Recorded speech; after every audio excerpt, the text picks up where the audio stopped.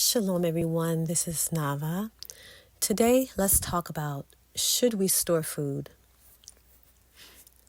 During a Midrash study last night, our community was just having this very conversation, and everyone had amazing points that they made, and it just got me thinking. And I remembered this teaching about this very subject from Mother Nancy Campbell from Above Rubies, and I would like to share it with you today. And it's called again, Should We Store Food? Adonai will command the blessing on you in your storehouses and all to which you set your hand. In the word of Adonai, we see two different attitudes toward providing food for our families in the word. Number one, no worries. Matthew 6:25 says to take no thought for your life, what you shall eat or what you shall drink, nor yet for your body what you shall put on. Is not the life more than meat and the body than raiment? Read the whole passage to verse 34. Read also Luke 12:29, Philippians 4:6, and 1 Peter 5:7. This is an important principle. We are not to worry about the provision of our food for our family or providing for hospitality. Romans 14:23 exhorts us, whatsoever is not of faith is sin. Number two, no laziness. We've established that it is sin to worry about how we will feed our family. We should trust Adonai. However, in doing this, we should not sit around doing nothing, waiting for provision to fall from the sky. Over and over again, the word of Adonai exhorts us to work hard to provide for our food. The important point is our attitude. We either work with an attitude of despair and constant worry, or we work with an attitude of hope, trusting ultimately in Adonai's provision. And there are several scriptures that I will be reading to you from the Renewed Covenant. The first is Ephesians 4:28. Let him labor, working with hands, the thing which is good, that he may have to give to him that needs. 1 Timothy 5:8.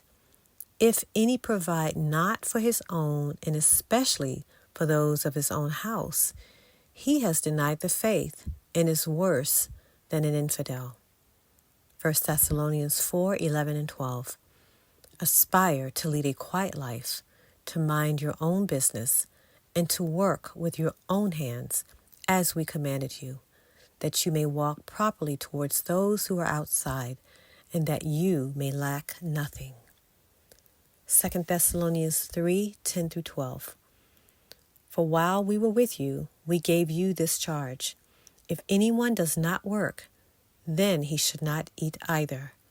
For we are hearing that some of you are living in idleness, not working, but busy in other people's affairs.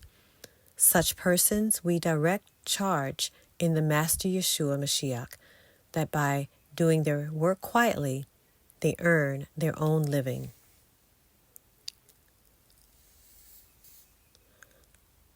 Let us go to the word of Adonai again, shall we? The scriptures show us clearly that the Father's ways of provision is seed time and harvest.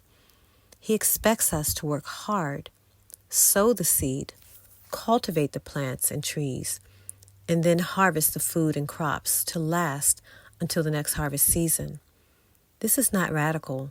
This is normal living. This is a God-given principle. This has been God's way since the beginning of the world. This has been the way of mankind for generations and generations until our modern computerized high-tech society. In this generation, we do not have to rely on seed time and harvest because we have the supermarket that has everything available every day and all year round. However, if that crutch was taken away from us for a season, what would we rely on then? We would have to go back to Abba's original plan. Genesis 22 says, while the earth remains, seed time and harvest, in cold and heat, in summer and winter, in day and night, shall not cease. Jeremiah 5:24, he reserves unto us the appointed weeks of harvest. Deuteronomy 11:13-15, and it shall come to pass, if you shall hearken diligently unto my commandments, which I command you this day, to love the Lord your God, and to serve him with all your heart and with all your soul, that I will give you the rain of your land in his due season, the first rain and the latter rain, that thou mayest gather in the corn and the wine and thy oil.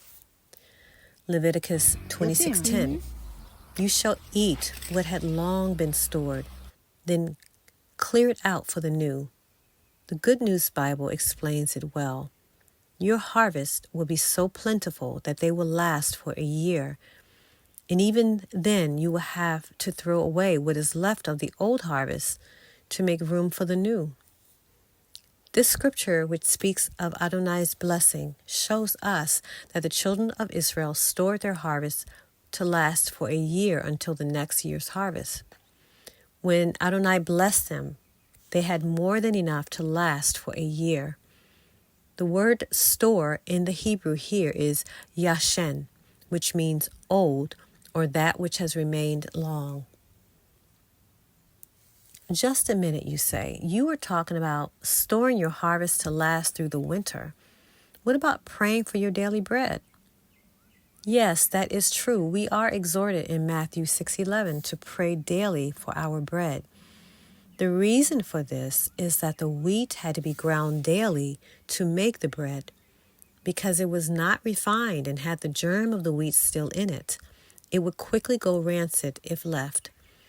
But even the wheat and barley they ground daily was taken from the storehouse. We see from the word of Adonai and from history that this is a normal way of living.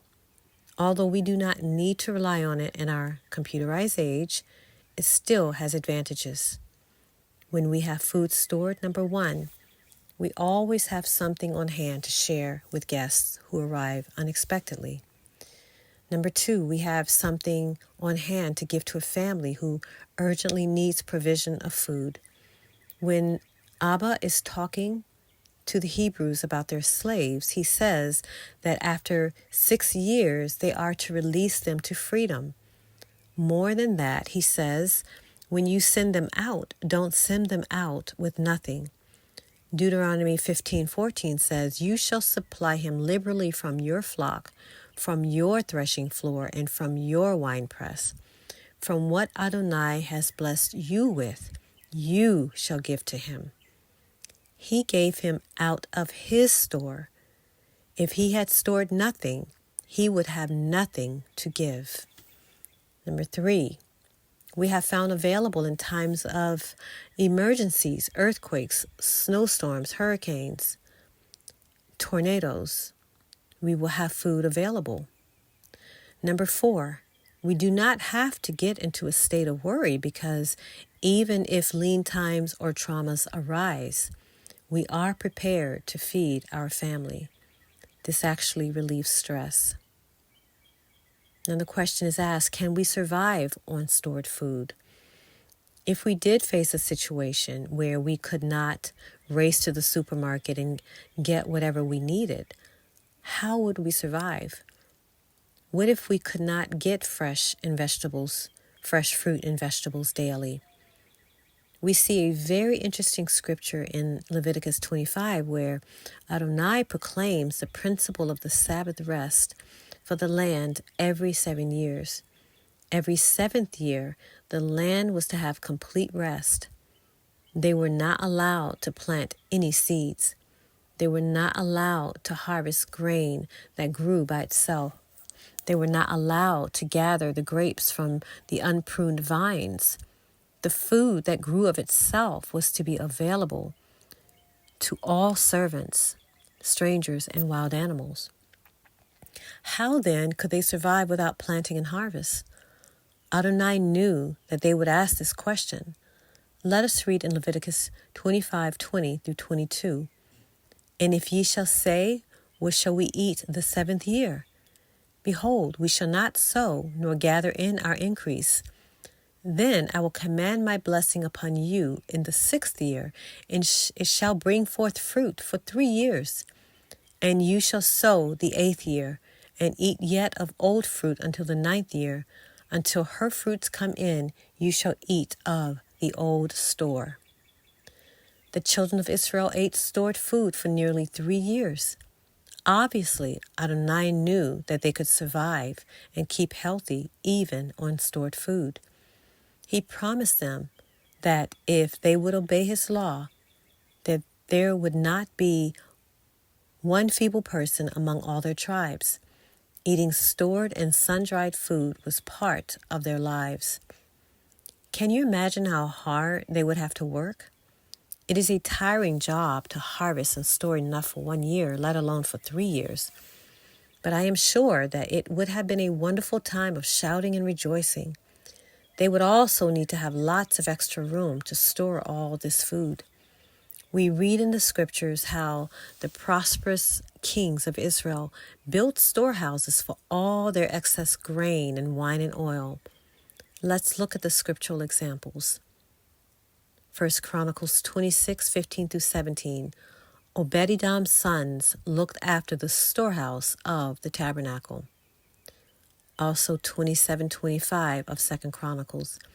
David's overseer Asmavet was in charge of the royal storehouses. 27:25 in the same book again. David's overseer Jonathan was in charge of the storehouses in the country, in the cities, in the villages, and in the towers. 27:27 of the same book. David's administrator Zabdi had charge of the produce of the vineyards, stored in the wine cellars. 27:28. David's overseer Joash was in charge of the stores or the cellars of oil. 28:11 and 12 of 2 Chronicles. David gave his son Solomon plans for the storehouses of the house of Yahweh and for the storehouses of the dedicated things. 2 Chronicles and 1 Kings 9:19 and 2 Chronicles 1 Kings 9:19 and 2 Chronicles 8:4 and 6:15. Solomon built many store cities. 2 Chronicles 11:11. Rehoboam fortified the stronghold and put captains in them, and store of victual and of oil and wine. 2 Chronicles 17:12. Jehoshaphat waxed great exceedingly, and he built in Judah castles and cities of store. 2 Chronicles 31:11 and 12.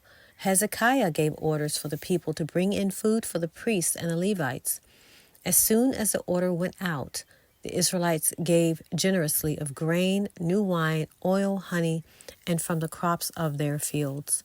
They brought so much that Hezekiah gave orders to prepare storerooms in the temple of Adonai, and this was done. Conaniah, a Levite, was in charge of these things. 2 Chronicles 37:28.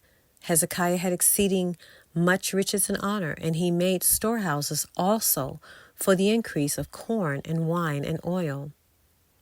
2 Chronicles 16:4.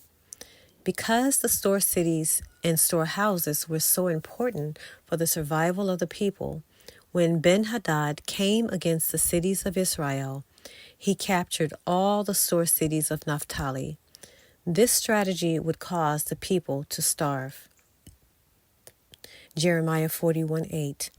10 men saved their lives by exposing food they had stored in the fields.